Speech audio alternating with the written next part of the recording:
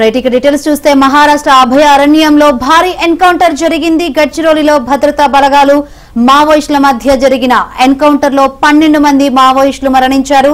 ఘటనా స్థలంలో పోలీసులు భారీ ఆయుధాలు స్వాధీనం చేసుకున్నారు. ఎన్కౌంటర్ అనంతరం భద్రతా దళాల కూంబింగ్ కొనసాగుతుంది. ఉదయం నుంచి గడ్చిరోలిలో అడవిలో పోలీసులు మావోయిస్టుల మధ్య ఎదురుకాల్పులు జరుగుతున్నాయి. ఈ ఎన్కౌంటర్ లో మావోయిస్టు అగ్రనేత లక్ష్మణ్ ఆత్రం మృతి చెందినట్లు అధికారులు వెల్లడించారు. మావోయిస్టుల కాల్పుల్లో సబ్ ఇన్స్పెక్టర్ సతీష్ పాటిల్ తీవ్ర గాయాలు కావడంతో వెంటనే హెలికాప్టర్లో ఆసుపత్రికి తరలించారు.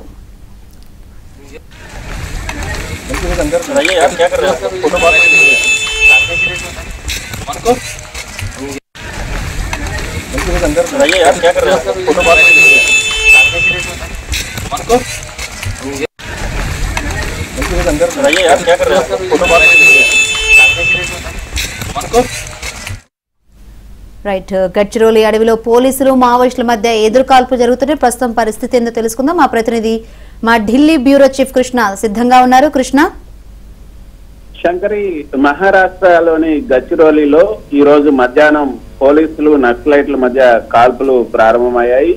సుమారు 6 గంటల పాటు జరిగినటువంటి ఈ ఆపరేషన్ లో 12 మంది నక్సలైట్లు మృతి చెందినట్లుగా పోలీసు అధికారులు చెప్తున్నారు.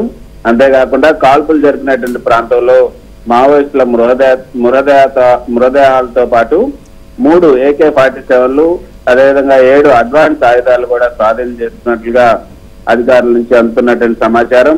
ఈ కాల్పుల్లో ఒక జవానుకి బుల్లెట్ గాయాలు తగిలినట్టుగా తెలుస్తుంది. అయితే ప్రస్తుతానికి ఆ యొక్క జవాన్ ఆరోగ్య పరిస్థితి నిలకడగానే ఉన్నట్లుగా కూడా చెప్తున్నారు. అయితే మొత్తానికి ఈ రోజు ఉదయం అందినటువంటి సమాచారం ప్రకారంగా అంటే ఈ ఛత్తీస్గఢ్ సరిహద్దులో ఉన్నటువంటి వండోలి గ్రామం సమీపంలో 12 నుంచి 15 మంది మావోయిస్టులు ఉన్నారంటూ సమాచారం అందడంతో పోలీసులు ఈ రోజు ఉదయం 10 గంటల సమయంలో అక్కడ ఉన్నటువంటి డిప్యూటీ ఎస్పీ సారథ్యంలో పోలీసులు ఈ ఆపరేషన్ ను చేపట్టారు. ఆ తర్వాత 6 గంటల పాటు ఈ యొక్క ఆపరేషన్ కొనసాగింది.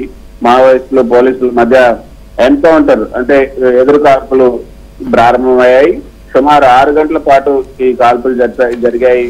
ఇప్పటి వరకు కూడా 12 మంది మృతదేహాలను గుర్తించినట్టుగా తెలుపుతున్నారు.